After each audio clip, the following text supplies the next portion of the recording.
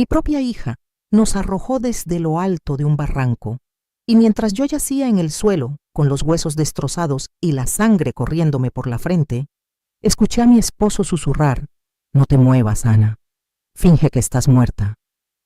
Pero lo más doloroso no fue la caída de 30 metros, sino descubrir el secreto que nuestra hija había ocultado durante 20 años. Jamás pensé que a mis 58 años tendría que aparentar estar muerta para librarme de mis propios hijos. Durante 35 años me empeñé en construir lo que creía era una familia ejemplar. Nuestras mañanas empezaban con el aroma del café recién colado y el eco lejano de las montañas de Michoacán. Yo impartía clases de literatura en la preparatoria, mientras Jorge se dedicaba en su taller a crear muebles artesanales. Tuvimos 2 hijos, Ricardo nuestro primero, un joven encantador y siempre dispuesto a protegernos, y Alejandra, 5 años más, pequeña, reservada, y con una mirada que parecía guardarse todos los pensamientos. Los domingos nos reuníamos en la mesa que Jorge había tallado con sus propias manos. Ricardo hablaba con entusiasmo de su sueño de convertirse en arquitecto, mientras Alejandra apenas picoteaba la comida evitando cruzar miradas. Por las noches Jorge y yo paseábamos por la playa de Mazatlán planeando nuestra jubilación y los viajes que haríamos cuando los hijos siguieran su rumbo. Yo me sentía dichosa, o al menos eso creía. Todo cambió una noche de septiembre hace 2 décadas exactas. Ricardo salió con amigos y nunca volvió. Pasamos la madrugada entera marcando números preguntando por todos lados. Alejandra dijo que estaba en su cuarto, estudiando para un examen, pero su actitud me resultó extraña. Jorge salió con los vecinos a buscarlo, y al amanecer hallaron su cuerpo en el fondo de un precipicio cerca de la costa.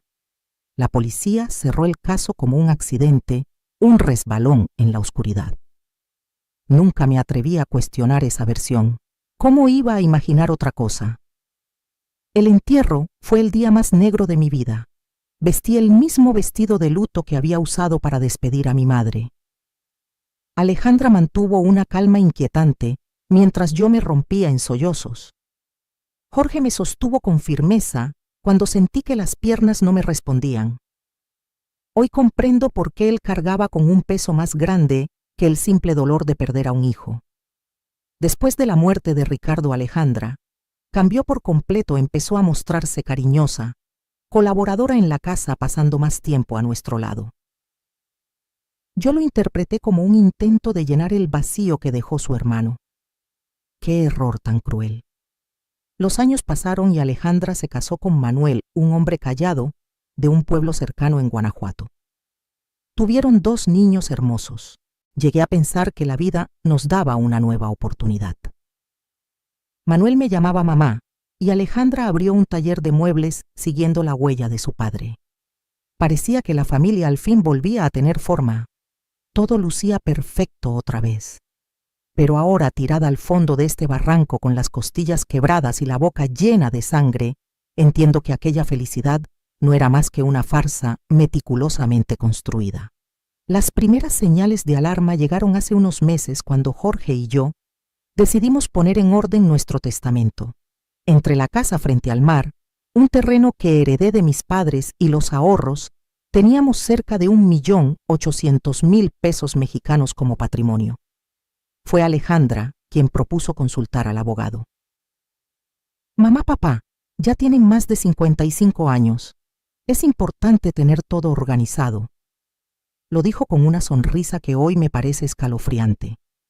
Manuel estaba a su lado, apretándome la mano con esos dedos que más tarde me empujarían a la muerte. Los amamos demasiado y queremos asegurarnos de que estén protegidos, añadió con voz apacible el abogado. El licenciado Javier, conocido nuestro desde hacía años, nos explicó distintas opciones: armar un fideicomiso, repartir entre los nietos o dejar un testamento convencional. Alejandra insistió en que ella y Manuel figuraran como únicos herederos. Nosotros nos encargaremos de repartirlo de manera justa entre los niños, aseguró. Además, cuando envejezcan, necesitarán de nosotros. Conviene que tengamos acceso directo a los recursos para cuidarlos bien. Algo en su tono me inquietó, pero Jorge, siempre confiado, aceptó sin reparos. Yo dudé recordando cómo Ricardo solía prometer que cuidaría de nosotros en la vejez, pero Ricardo ya no estaba y Alejandra era nuestra única hija viva. Firmamos una tarde de jueves. Manuel, vestido de traje impecable, me abrazó con fuerza después de firmar. Ahora somos oficialmente una familia unida para siempre, murmuró en mi oído. Sus palabras me helaron la sangre. Esa noche, mientras preparaba la cena, no pude sacudirme la sensación de que habíamos cometido un error irreparable.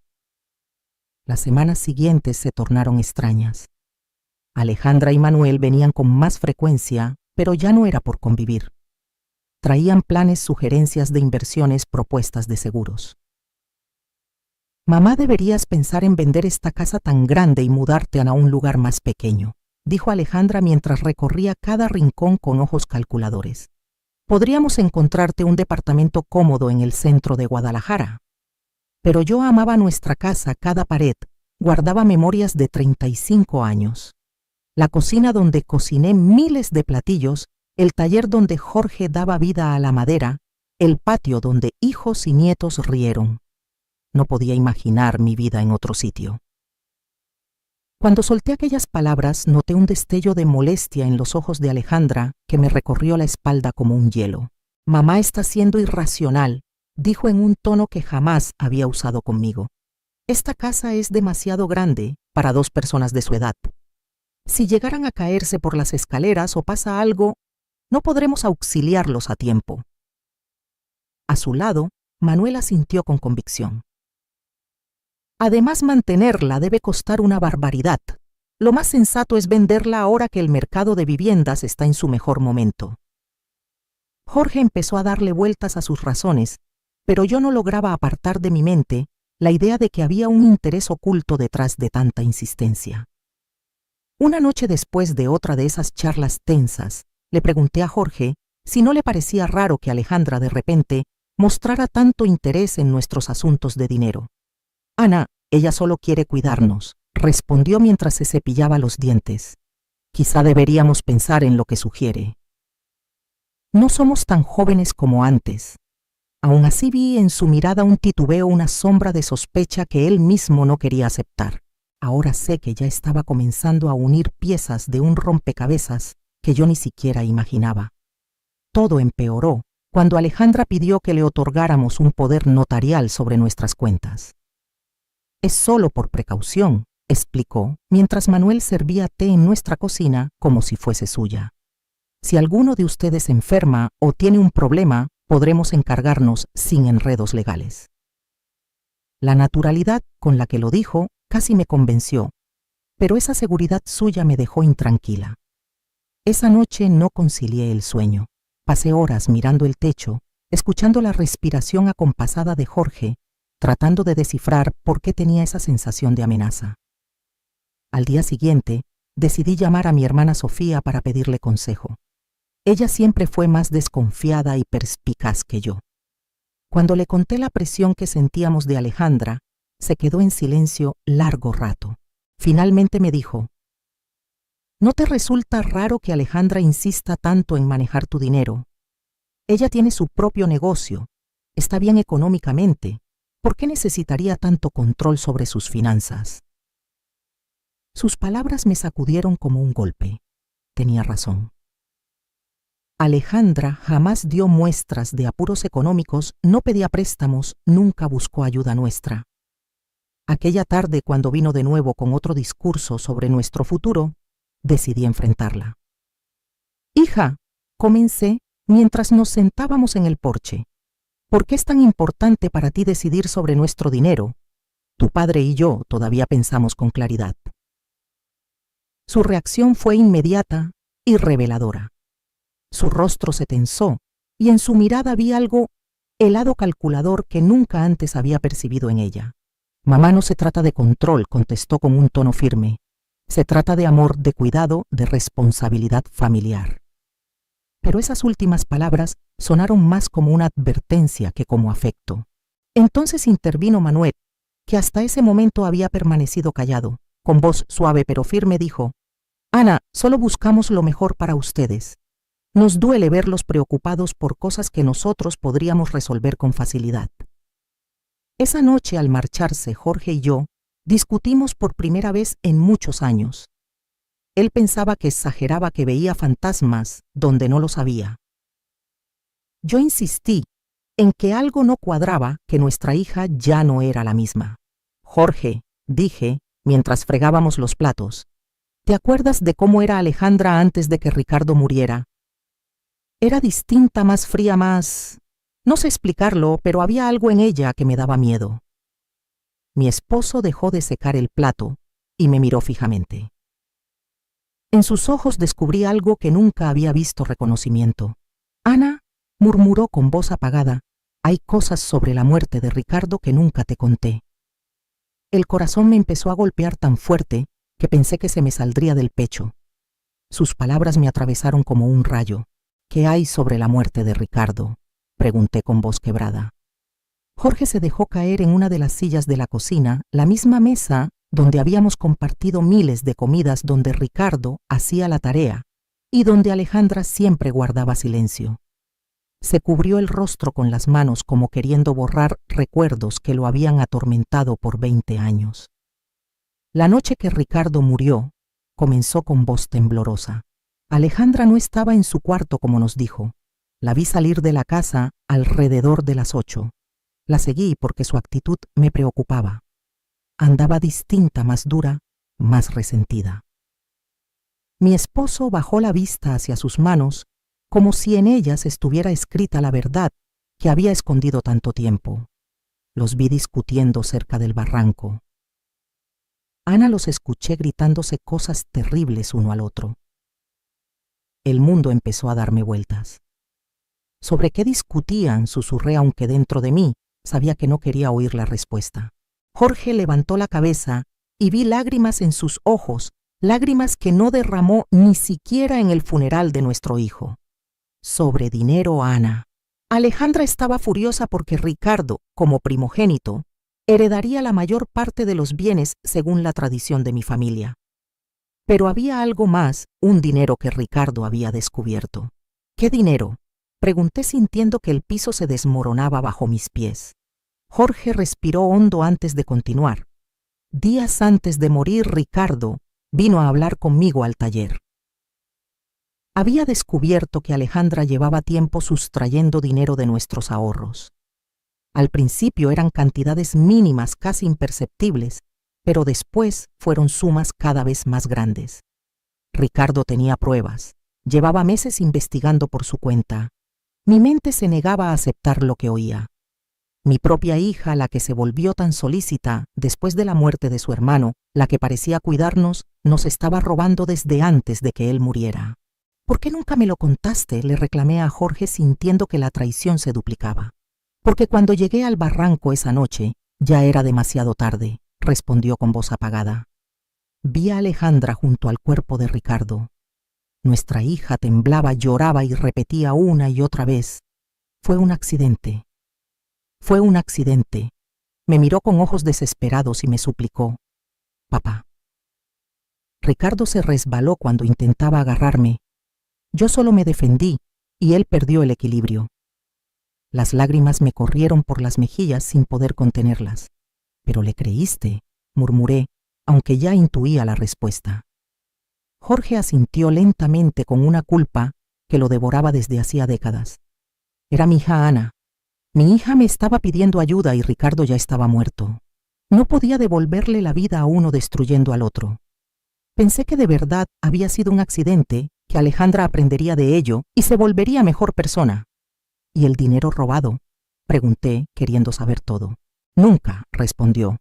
De hecho, siguió tomando pequeñas cantidades que yo fingía no notar, porque enfrentarlas significaba aceptar que encubrí un asesinato. Me volví su cómplice, Ana. Cada vez que callaba, cada vez que fingía no ver cómo se esfumaban los ahorros, me hundía más en esa complicidad. La verdad me golpeaba como un puño en el estómago. Es por eso que ahora quiere tanto control sobre nuestras finanzas, murmuré.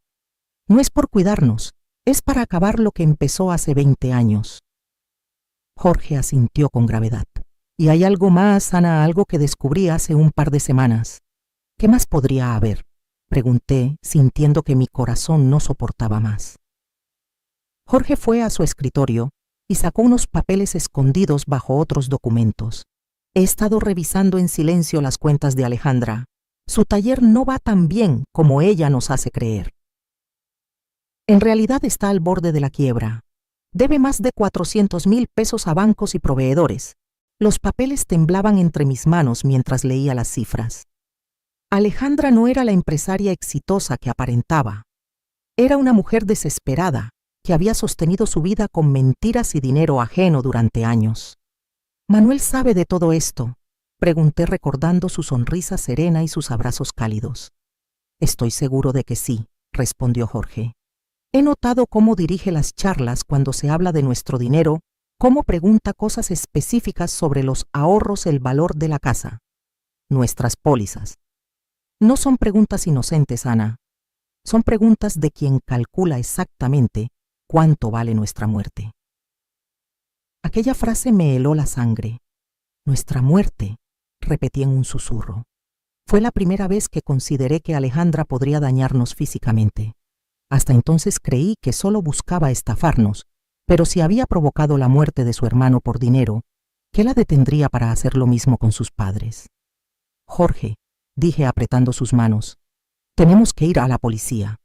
Tenemos que contarles la verdad sobre Ricardo y sobre lo que está pasando ahora». Pero mi esposo negó con la cabeza con una mirada de derrota que me rompió el corazón. «¿Con qué pruebas, Ana, soy cómplice de encubrir un homicidio? Si hablo ahora, también voy a la cárcel. ¿Y quién va a creerle a un hombre de 60 años que guardó esto 20 años? Tenía razón. Entonces solo esperamos que nos mate como hizo con Ricardo. Pregunté. «Vamos a ser muy cuidadosos», dijo Jorge intentando sonar más firme de lo que estaba. «Vamos a encontrar la forma de protegernos, de reunir pruebas para...». Sus palabras fueron cortadas por el sonido del teléfono. Era Alejandra. «Hola, mamá», dijo, con esa voz dulce que ahora me sonaba siniestra. «Manuel y yo estuvimos pensando y creemos que sería hermoso celebrar su 35 aniversario de bodas con algo especial. ¿Qué tal si los llevamos a ese mirador en la Sierra Madre Oriental el próximo fin de semana? Podríamos hacer una caminata en familia, tomar fotos y pasar un día perfecto juntos». Mi sangre se heló. Miré a Jorge, que había escuchado la llamada y tenía en el rostro la misma expresión de pavor. «Es una idea muy dulce, hija», logré responder con voz temblorosa. «Pero déjanos pensarlo y te devolvemos la llamada mañana». Al colgar, Jorge y yo nos miramos en silencio, conscientes de que acabábamos de recibir una invitación a nuestra propia ejecución. «El mirador», murmuré, «nos va a llevar al mirador para matarnos y hacerlo parecer un accidente». Jorge asintió grave. Esa noche no pegamos los ojos. Permanecimos abrazados en la cama planeando cómo salvarnos de nuestra propia hija. Los días siguientes fueron un calvario de terror y fingimiento. Jorge y yo tuvimos que actuar como si nada pasara cuando Alejandra y Manuel venían de visita, sonriendo cuando hablaban del viaje, asintiendo, cuando contaban emocionados que compartirían tiempo con nosotros. Pero por dentro, cada fibra de mi cuerpo gritaba de miedo. Sabía que estaba mirando a los ojos de quienes habían acabado con la vida de mi hijo mayor y que ahora planeaban hacer lo mismo conmigo y con mi esposo. Llegó el jueves por la tarde con una mochila recién comprada y esa sonrisa serena que ahora se me antojaba la careta de un psicópata. «Ana querida», murmuró al abrazarme con esos brazos que en poco tiempo intentarían arrojarme a la muerte. «Compré algunas cosas para nuestra salida al mirador: agua, fruta, tortas, lo necesario para el picnic». Me mostró el interior de la mochila como si fuera un niño orgulloso de sus juguetes nuevos, pero yo solo podía pensar en cómo cada objeto podía servir para encubrir nuestro asesinato. «También traje mi nueva cámara», dijo exhibiendo una cámara digital de alto precio. «Quiero registrar cada instante de este día tan especial. Serán recuerdos para toda la vida». La ironía de sus palabras me revolvió el estómago. La única foto que realmente tomaría sería de nuestros cuerpos destrozados en el fondo de un precipicio si alguien llegaba a encontrarnos. Poco después, apareció Alejandra cargando equipo de senderismo impecablemente nuevo. «Papá», le dijo a Jorge con un entusiasmo tan falso que dolía, «compré todo lo necesario para una caminata segura, cuerdas, lámparas, botiquín de primeros auxilios». Cada palabra sonaba como una burla macabra, herramientas de seguridad que en realidad eran instrumentos para planear nuestra muerte. El mareo me invadió. «¿No es demasiado arriesgado para nuestra edad?», pregunté fingiendo tranquilidad, buscando cualquier excusa para cancelar el viaje. Alejandra acarició mi rostro con un gesto de ternura fingida que me revolvió el alma. «Por eso elegimos un sendero sencillo y sin peligro», aseguró. «Es tan fácil que hasta los niños lo recorren. Además, Manuel y yo estaremos cuidándolos todo el tiempo». Sí cuidarían de nosotros, hasta el instante exacto en que decidieran lanzarnos al vacío. Esa noche, cuando al fin se marcharon Jorge y yo, nos quedamos en el porche temblando no solo por el aire fresco de la sierra, sino por el terror contenido durante horas. «No podemos ir», dije, aferrándome a sus manos. «¿Vamos a inventar una excusa?», pregunté. «Si nos negamos», respondió Jorge con tono grave, «buscarán otra manera de eliminarnos, quizá algo que parezca aún más casual como un incendio en la casa o un asalto fallido. Al menos en el Mirador sabemos lo que intentan». Su razonamiento tenía una lógica atroz, aunque no me tranquilizaba en lo absoluto. «Entonces, ¿qué propones?», solté con desesperación. Jorge guardó silencio unos segundos antes de contestar. «Iremos pero preparados. Voy a ocultar mi celular y dejarlo grabando todo. Si salimos vivos tendremos pruebas, y si no…» Su voz se quebró. «Al menos alguien sabrá la verdad». El viernes por la noche apenas probamos la cena. Sabíamos que podía ser la última vez que compartiéramos pan en aquella cocina llena de recuerdos de cuando aún éramos una familia unida. Jorge repasó su testamento una vez más, cuidando que si algo nos pasaba al menos quedara constancia de nuestras sospechas para que Alejandra no se quedara con todo, sin rastro de lo ocurrido. «Escribí una carta», me confesó mostrándome un sobre cerrado. «Es para tu hermana Sofía. Le cuento todo sobre la muerte de Ricardo y lo que creemos que Alejandra está tramando. La guardé en la caja de seguridad del banco. Si no volvemos de este viaje, ella sabrá dónde hallar la verdad». Esa noche dormimos abrazados, murmurándonos palabras de amor como si fueran las últimas. «Si algo me sucede», me dijo Jorge, «quiero que sepas que estos 35 años contigo han sido lo mejor de mi vida. A pesar de los secretos, a pesar de los errores, te amo más que a mi propia vida». Lloré en silencio, grabando en mi memoria su olor, el calor de su cuerpo, el sonido de su respiración. El sábado amaneció con un cielo despejado que parecía burlarse de nuestro miedo. Alejandra llegó temprano silbando una melodía alegre que me heló la sangre. «Buenos días, tortolitos», gritó desde la puerta. «¿Listos para la gran aventura?». Manuel apareció tras ella radiante como si fuera un día de fiesta, cuando en realidad era la antesala de nuestra ejecución. Durante el desayuno que apenas probamos, Alejandra desplegó un mapa sobre la mesa. «Es un sendero precioso», dijo señalando con el dedo. «Conduce a un mirador desde donde se contempla toda la bahía de Puerto Vallarta. La vista es impresionante». Sus ojos brillaban con un entusiasmo que rozaba lo demoníaco. Claro que la vista sería espectacular. Sería lo último que veríamos. «El sendero tiene tramos inclinados», agregó Manuel como si nos ofreciera información turística.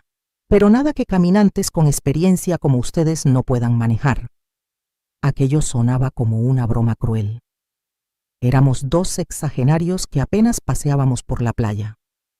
Mientras guardábamos las cosas en el coche, vi a Alejandra revisar su mochila con precisión, comprobando cada detalle. Distinguí cuerdas, una pequeña pala y lo que parecía una bengala. «¿Para qué es eso?», pregunté señalándola. «Para seguridad», respondió sin titubear. «Si nos perdemos o algo sale mal, servirá para pedir auxilio». Claro, lanzarían la bengala después de arrojarnos al barranco para que nuestros cuerpos fueran hallados y todo pareciera un trágico accidente familiar. Todo fríamente calculado. Cada detalle había sido calculado con frialdad para que nuestras muertes parecieran simples accidentes. El trayecto en coche hacia la Sierra Madre Oriental tomó casi 3 horas que se sintieron como un tormento interminable. Manuel puso música alegre y la tarareaba con entusiasmo, como si en verdad fuéramos rumbo a un paseo familiar. Alejandra conducía con una prudencia exagerada, respetando todos los señalamientos, deteniéndose en cada alto. No quería arriesgarse a que un imprevisto echara a perder el plan que había tejido con tanta precisión. Mientras tanto, Jorge, con un movimiento discreto, apretó mi mano y activó la grabación de su teléfono. Todo lo que ocurriera a partir de ese instante quedaría registrado. Si sobrevivíamos, tendríamos pruebas. Si no, al menos la verdad no se iría con nosotros. Al llegar al inicio del sendero, mi corazón latía con tanta fuerza que pensé que me iba a desmayar. El sitio era precioso, con árboles que rozaban el cielo y el murmullo lejano de una cascada, pero para mí no era más que el escenario escogido para nuestra ejecución. Alejandra y Manuel bajaron del coche con sus mochilas, riendo y bromeando como si estuvieran en una excursión de vacaciones. ¿Listos para la aventura?, preguntó Alejandra. Y por primera vez en 20 años reconocí en sus ojos el mismo brillo helado que debió tener la noche en que Ricardo murió. El camino al principio era sencillo, serpenteando entre árboles cubiertos de musgo y piedras húmedas. Manuel iba delante tomando fotos a cada instante y señalando detalles del paisaje. «Miren esas flores moradas», exclamó, «y aquella roca, increíble». Su papel era impecable, el del yerno amoroso disfrutando de un día especial con sus suegros. Detrás de nosotros, Alejandra aparentaba vigilarnos para que no nos quedáramos atrás, pero yo sentía sus ojos clavados en nuestra espalda como cuchillos. Cada vez que me volteaba, me dedicaba una sonrisa pulida por 2 décadas de engaños. «¿Cómo se sienten mamá y papá? ¿Quieren descansar?», preguntaba con fingida preocupación. Tras 1 hora de caminata llegamos a un tramo más inclinado. Mis piernas ya pesaban y Jorge respiraba con dificultad. Nosotros no estábamos acostumbrados a ese esfuerzo físico y ellos lo sabían bien. Habían elegido una ruta que nos desgastara, dejándonos indefensos para el momento en que decidieran cumplir su plan. «Ya casi llegamos al mirador», anunció Manuel con entusiasmo. Pero según el mapa que yo había revisado, faltaba todavía media hora de camino. Su mentira confirmaba que no tenían intención de llevarnos al mirador turístico. El sitio del crimen estaba mucho más cerca. Mientras avanzábamos, intenté memorizar cada curva, cada árbol, cada piedra, por si lograba sobrevivir. Y después debía contarle a la policía con exactitud dónde había ocurrido todo. Jorge hacía lo mismo, y de vez en cuando cruzábamos miradas cargadas de terror y firmeza. Caminábamos hacia la muerte, pero también hacia la única oportunidad de exponer la verdad. «Miren eso», exclamó de pronto Alejandra, señalando una formación rocosa a nuestra derecha. «Ese acantilado tiene una vista preciosa. Subamos allí para unas fotos especiales». Sentí que la sangre se me congelaba. Ese era el lugar escogido. El risco se alzaba unos 30 metros sobre el sendero principal, accesible por un desvío empinado mucho más peligroso que el camino que seguíamos. Las rocas estaban flojas y apenas había árboles de donde sujetarse. Desde la cima se veía un barranco profundo cubierto de piedras filosas. «No sé si sea buena idea», dije, fingiendo naturalidad. «Ese camino parece demasiado riesgoso para gente de nuestra edad». Pero Manuel ya avanzaba hacia la bifurcación, cargando su mochila llena de equipo que sabía perfectamente que no usaría para protegernos. «Vamos, Ana», dijo con ese tono persuasivo que usaba cuando quería que aceptara algo. «Solo serán unos minutos. Además, Alejandra tiene razón, las fotos desde arriba serán espectaculares». La forma en que pronunció espectaculares me hizo estremecer. Sí serían espectaculares para quienes vieran después las imágenes de nuestra tragedia accidental. Jorge me apretó la mano en silencio, recordándome que el teléfono estaba grabando todo. Teníamos que seguir. Si nos negábamos, encontrarían otra oportunidad, otro lugar, otra coartada. La subida fue extenuante. Las piedras se movían bajo nuestros pies y varias veces estuve a punto de caer. Lo más aterrador era darme cuenta de lo perfecto que era ese sitio para asesinar a alguien. Un solo tropiezo y no habría salvación ni testigos. «Ya casi estamos», gritó Alejandra desde arriba, a donde había subido con la agilidad de quien conocía el terreno de memoria. Manuel la siguió y luego nos tendió la mano para ayudarnos a escalar los últimos metros. Sus dedos en mis brazos se sintieron como las garras de un depredador. Y sí, el mirador era impresionante, pues desde allí se dominaba todo el valle, las montañas lejanas y el océano brillando al fondo. En cualquier otro contexto, habría sido un instante hermoso para atesorar en familia. Pero con la verdad que yo cargaba aquel paisaje no era más que el decorado de una pesadilla. «Vengan aquí para las fotos», gritó Manuel acomodándose peligrosamente cerca del borde del acantilado. «Quiero que el valle aparezca detrás», ordenó Manuel levantando la cámara. Jorge y yo nos acercamos despacio cada paso, llevándonos más cerca de lo inevitable.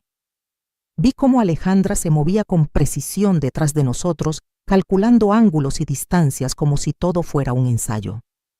«Perfecto», exclamó Manuel. «Ahora abrácense y sonrían». Nos abrazamos tal vez por última vez, mientras los destellos de la cámara iluminaban nuestras caras. Cada clic sonaba como un trueno que anunciaba la tormenta que estaba a punto de desatarse.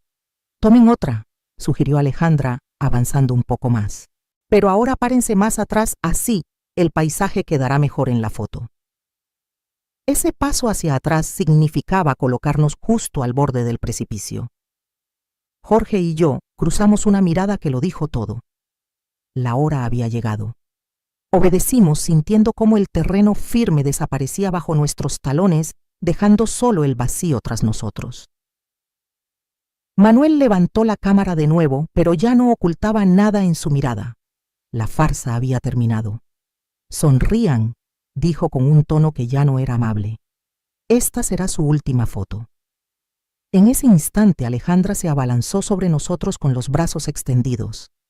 El plan era sencillo: empujarnos, capturar la escena como si fuera un accidente y después fingir sorpresa al encontrar nuestros cuerpos.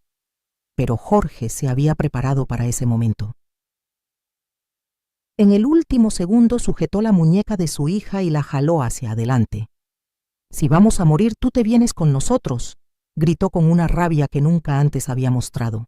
Durante unos segundos que parecieron eternos, los cuatro quedamos forcejeando en el borde, atrapados en una danza macabra entre la vida y la muerte. Manuel gritó intentando ayudarla, pero el peso de todos era demasiado. Sentí como el suelo cedía bajo mis pies y la gravedad nos arrastraba sin piedad. Y entonces caímos los cuatro juntos, atrapados en un abrazo mortal, con el aire silbando a nuestro alrededor, mientras el barranco se acercaba a toda velocidad. En esos instantes que parecían una eternidad, pensé en Ricardo, en el terror que debió sentir la noche que Alejandra lo empujó. Imaginé su desconcierto al comprender que su propia hermana lo había condenado a morir. El impacto fue brutal. Escuché huesos quebrándose, el sonido espantoso de mi cuerpo destrozándose contra las piedras. El dolor era indescriptible, pero más insoportable fue el sabor metálico en mi boca y la certeza de que al fin Alejandra había ganado. Nadie quedaría para contar la verdad.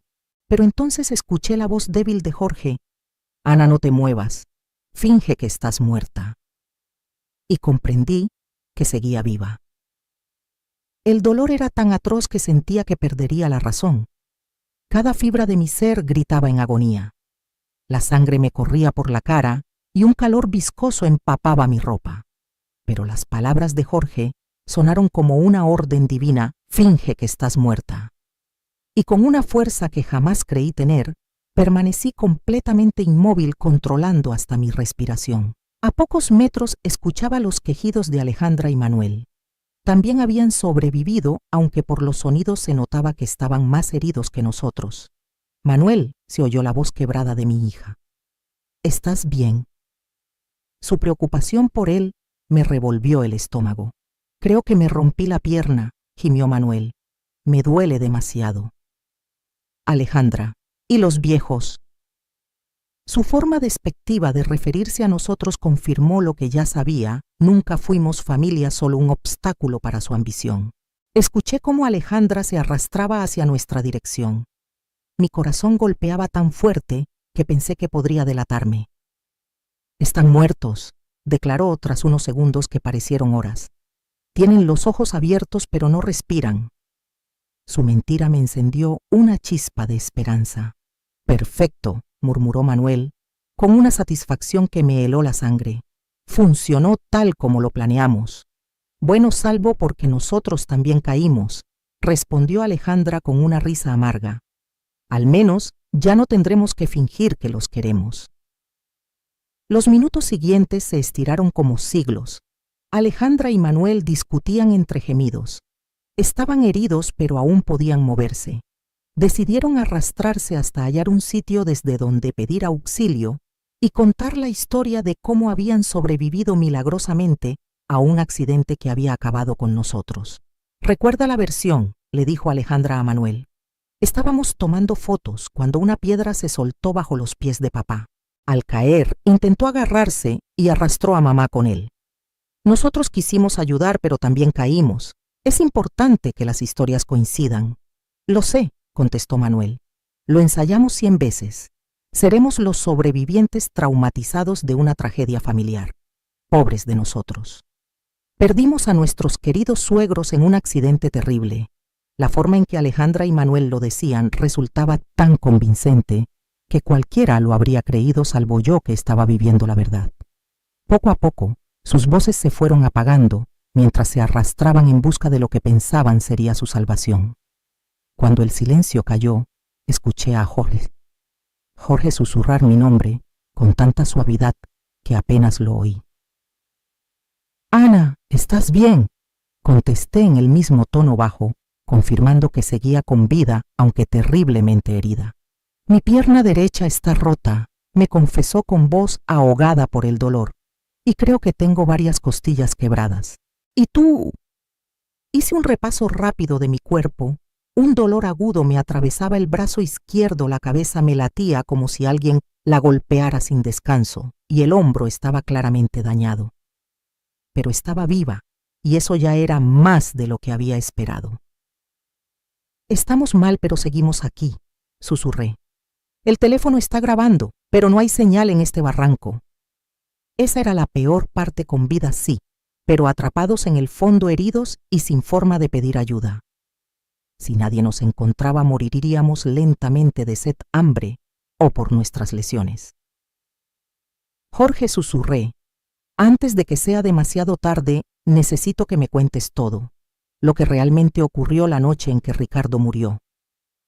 Mi esposo respiró hondo, como quien carga un secreto desde hace 20 años. «Esa noche Ricardo vino a buscarme al taller», comenzó con voz temblorosa.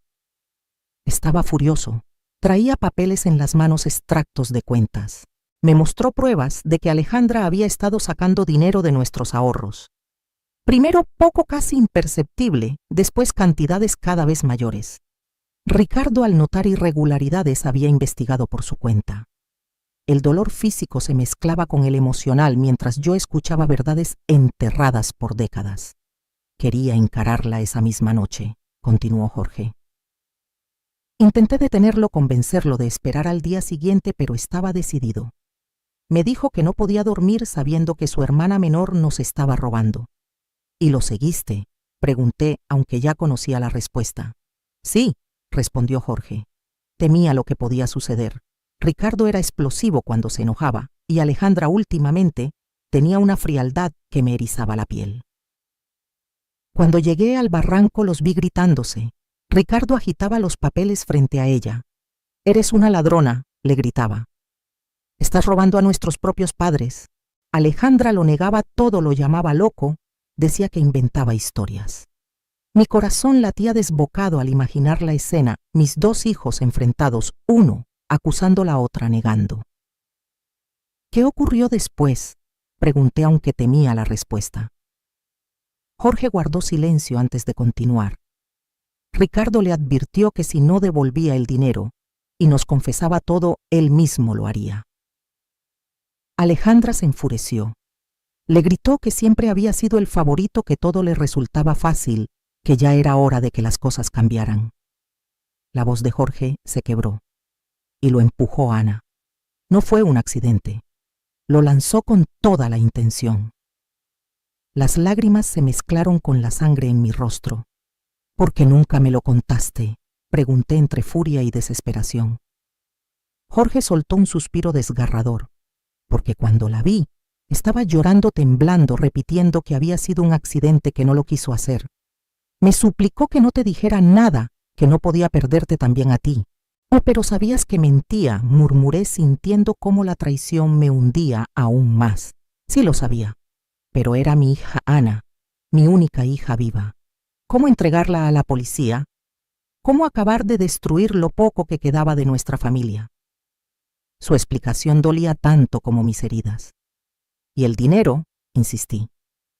Jorge asintió con tristeza. Prometió devolverlo poco a poco, juró que fue una mala decisión, que nunca volvería a pasar. Pero jamás regresó un centavo. Siguió robando. Y yo callé. Cada día de silencio me hacía más cómplice de ella. En ese momento, escuchamos voces a lo lejos. Alejandra y Manuel habían logrado pedir ayuda. Pronto llegarían los rescatistas y nuestros propios hijos interpretarían su papel estelar, los sobrevivientes angustiados de una tragedia familiar. El ruido de helicópteros sobrevolando la zona confirmó que el rescate estaba cerca. Jorge y yo sabíamos que teníamos que decidir en cuestión de minutos: seguir fingiendo estar muertos hasta hallar el instante justo para desenmascararlos, o permitir que nos rescataran junto a ellos. «Ana», susurró Jorge con urgencia. «El teléfono grabó todo lo que pasó arriba. Tenemos la confesión de Manuel sobre el plan. Tenemos a Alejandra admitiendo que somos un estorbo. Lo tenemos todo.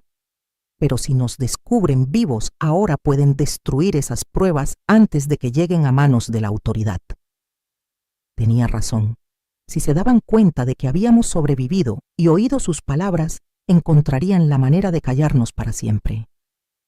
Esta vez no lo disfrazarían de accidente, sería algo directo, definitivo. Teníamos que aguardar el instante exacto. «Están aquí abajo», gritó la voz de Alejandra desde lo alto. «Son mis padres, por favor, apúrense». Su actuación era impecable, su voz quebrada transmitía un dolor que, de no conocer la verdad, habría conmovido a cualquiera. «Señora, mantenga la calma», respondió una voz firme, seguramente la del jefe del equipo de rescate. «Vamos a descender para evaluarlos. Usted y su esposo. Pueden moverse». Escuché el roce de cuerdas y mosquetones preparándose para bajar. Manuel se lucía en su papel de yerno desconsolado. «No puedo creer lo que pasó», sollozaba. «Estábamos tomando fotos tan felices». Y de repente una roca se soltó. Todo pasó en segundos. Cada palabra era como un cuchillo en mi pecho, sabiendo que repetiría esas mentiras ante policías, periodistas y cualquiera dispuesto a escucharlo. Las voces de los rescatistas se acercaban. El eco de las botas sobre la piedra y el tintineo del equipo se mezclaban con el viento. Jorge me apretó la mano con disimulo, recordándome que teníamos que mantener la farsa a cualquier costo. «Aquí están», gritó un socorrista al vernos. «Tenemos a 2 personas en el fondo del barranco». Uno de ellos se aproximó para revisarnos.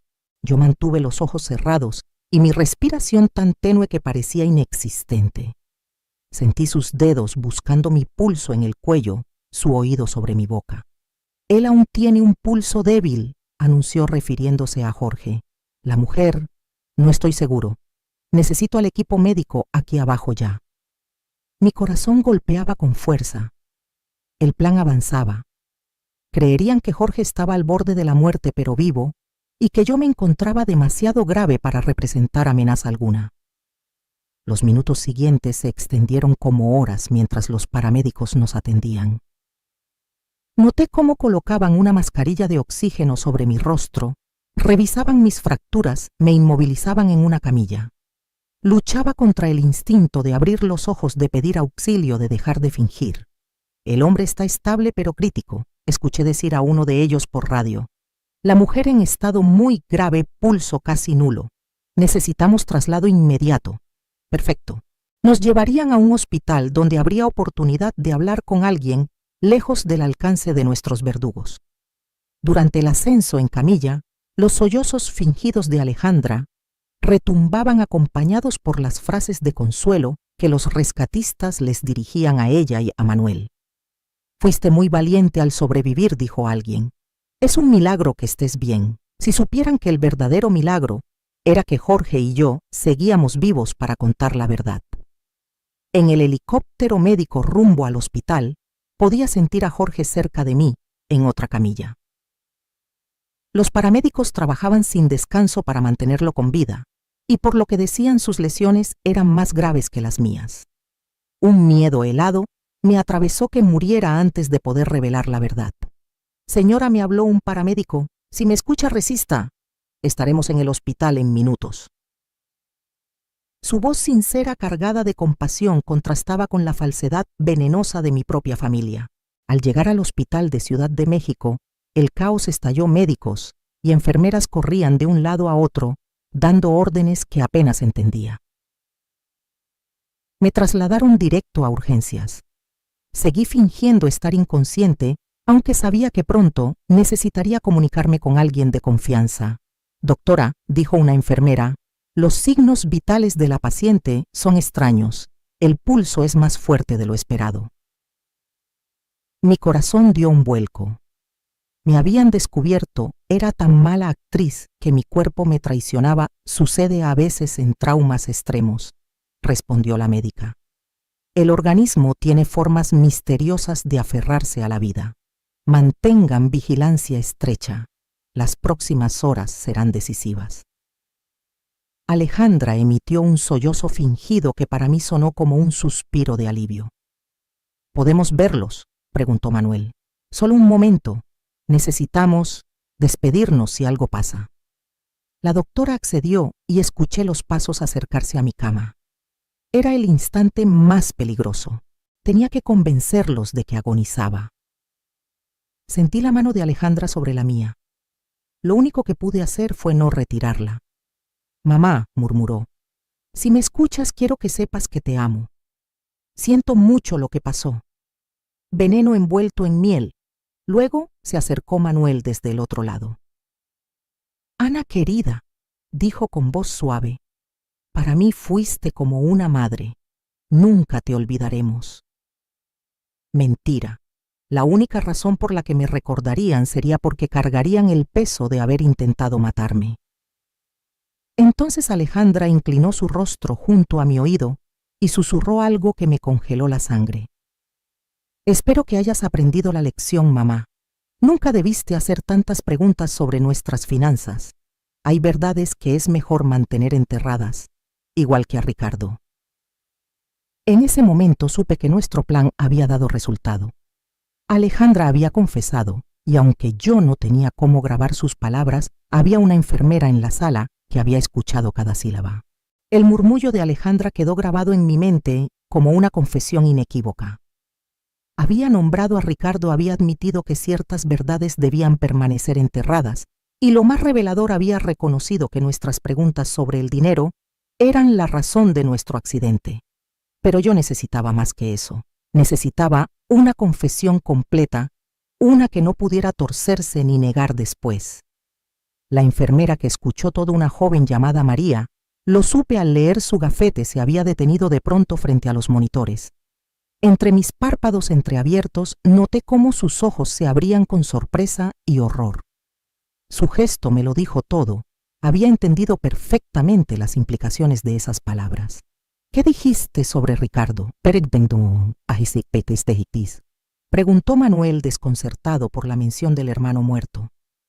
Alejandra se puso rígida al darse cuenta de que había hablado de más. «Nada», murmuró. Solo quise decir... Bueno, mamá siempre se preguntó qué pasó aquella noche. Creo que ya no importa, respondió Manuel con una voz cargada de tensión. Pero importaba, y ambos lo sabían. La incomodidad entre ellos era evidente. Alejandra, con la voz más dura, cortó la conversación. Vámonos, los médicos necesitan espacio para trabajar. Percibí la tensión que flotaba en el aire. Sabían que habían cometido un error al decir tanto en el sitio equivocado.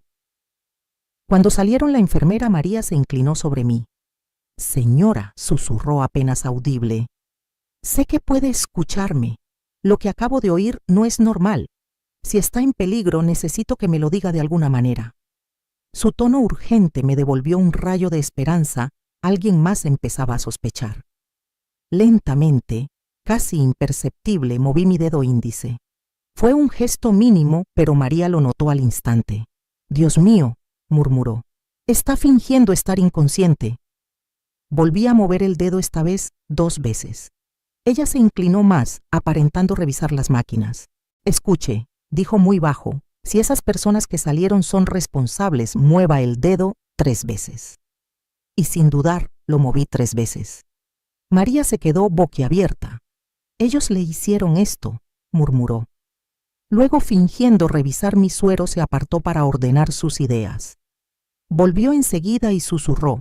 Hablaré con la médica a cargo, pero necesita seguir fingiendo hasta que podamos protegerla. ¿Entiende?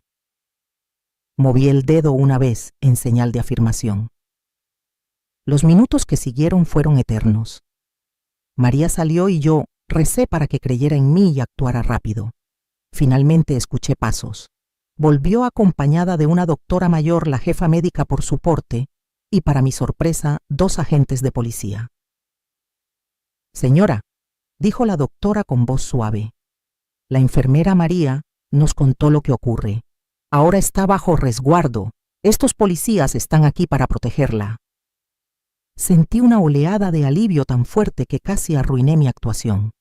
¿Puede abrir los ojos?, preguntó uno de los agentes. Con lentitud apenas abrí los párpados. La luz blanca del hospital me cegó al principio, pero poco a poco distinguí los rostros preocupados a mi alrededor. Gracias a Dios, murmuró María. Pensé que estaba perdiendo la razón. Señora, habló el policía, un hombre de mediana edad, con expresión grave. Soy el detective Martínez. Sabemos que corre peligro. ¿Puede contarnos qué sucedió realmente en la montaña? Mi voz salió como un susurro rasposo tras tantas horas fingiendo.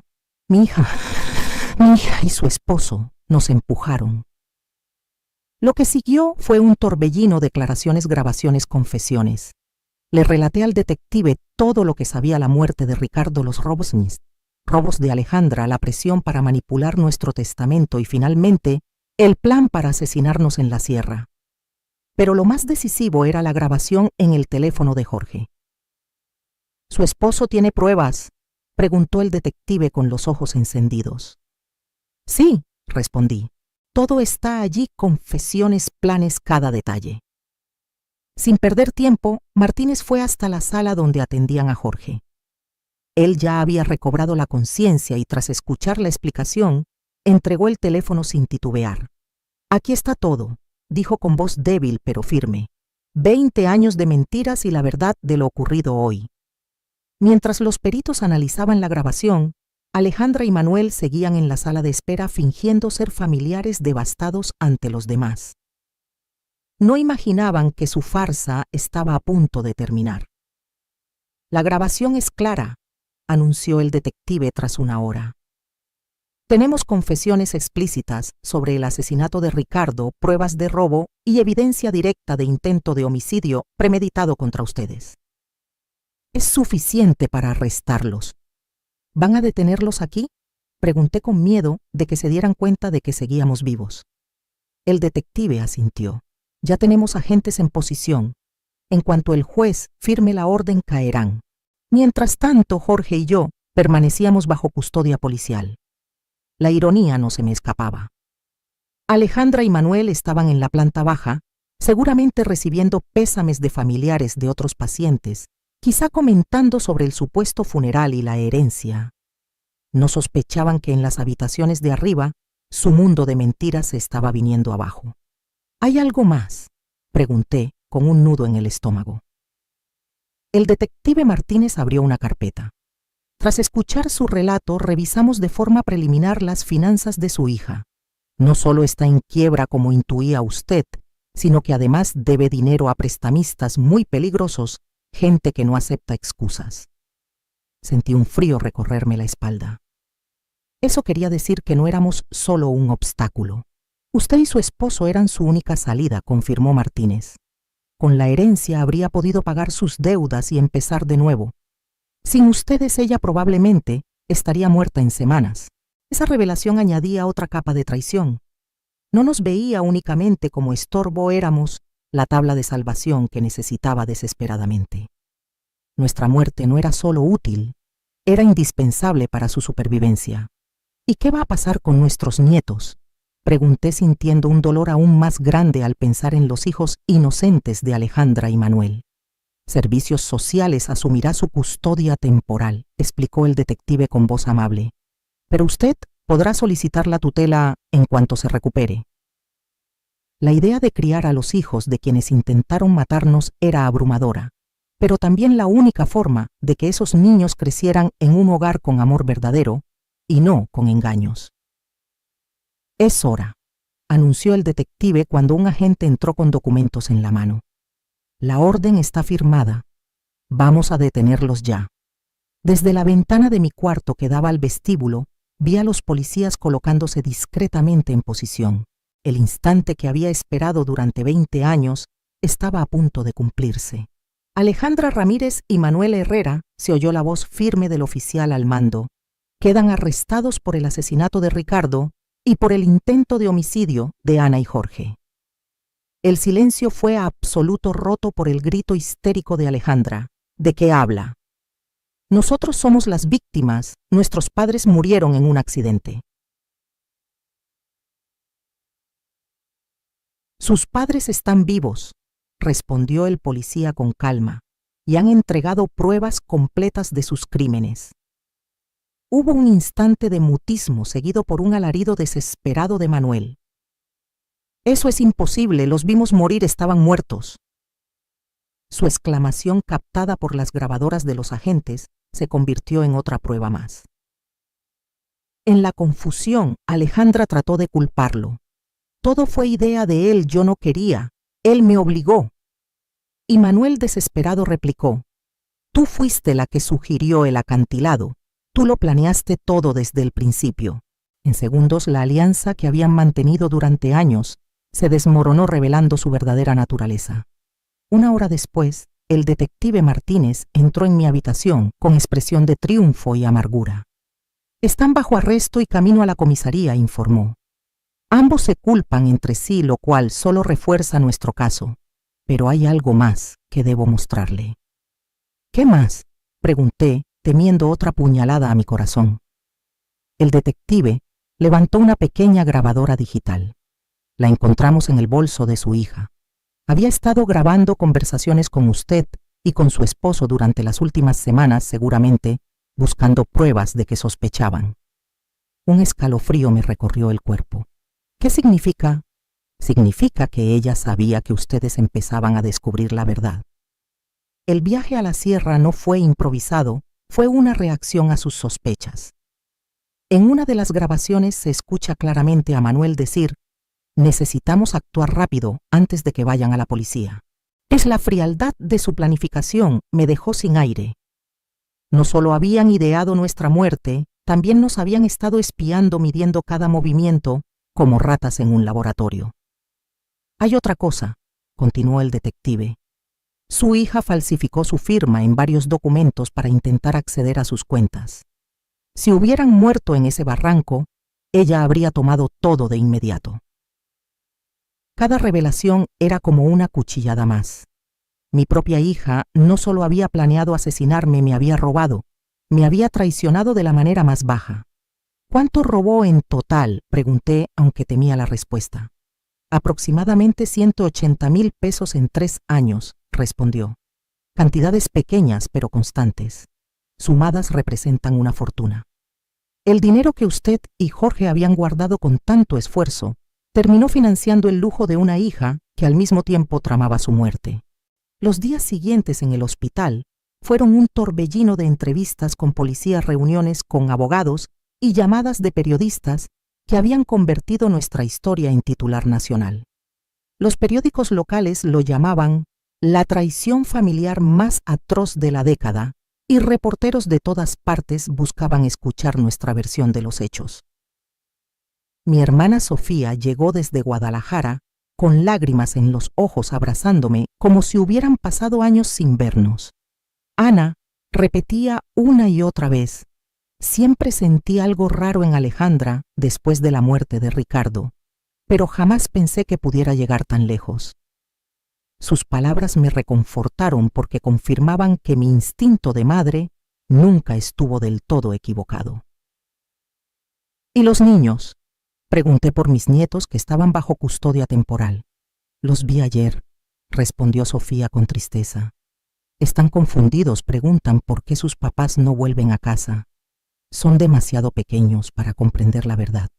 Nuestra abogada, la doctora Elena, una mujer firme pero empática, vino con noticias sobre el proceso judicial. El caso es sólido, nos aseguró. Con las grabaciones, las confesiones al momento del arresto y las pruebas financieras, es casi imposible que eviten una condena seria. Pero luego añadió algo que me heló la sangre. Sin embargo, sus abogados intentan negociar una declaración por un delito menor, alegando que fue un crimen pasional no planeado. ¡Un crimen pasional!, exclamé indignada. Lo prepararon durante semanas, compraron equipo, escogieron el sitio. Nada de eso fue un arrebato. Elena asintió con gravedad. Lo sé. Tenemos pruebas claras de la premeditación. Aún así van a alegar que actuaron bajo presión financiera extrema. La idea de que obtuvieran una pena reducida encendía en mí una rabia insoportable.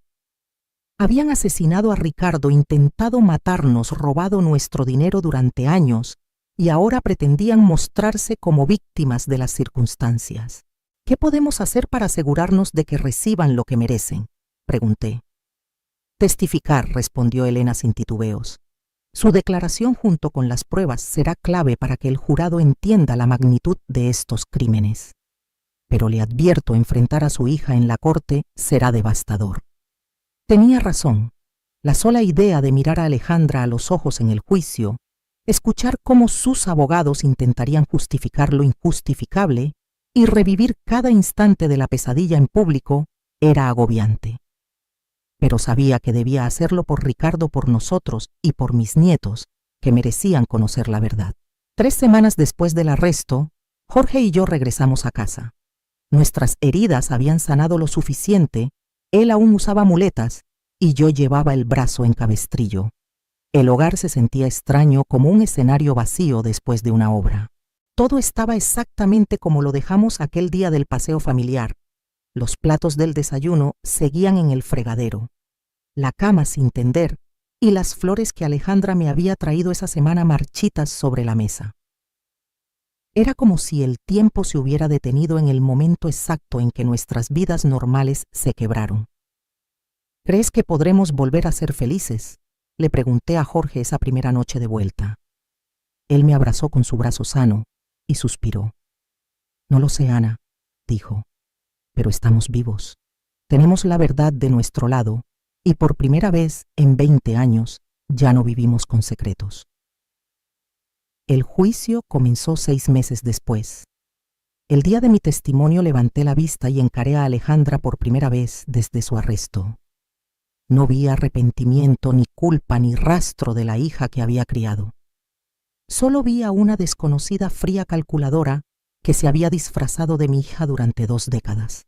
Cuando terminé mi declaración tras narrar cada detalle doloroso, me dirigí a ella desde el estrado. Alejandra, no sé quién eres, pero ya no eres mi hija. Mi hija murió la noche en que mataste a Ricardo, y lo que ha vivido en su lugar durante 20 años es un monstruo que yo, sin darme cuenta, ayudé a crear.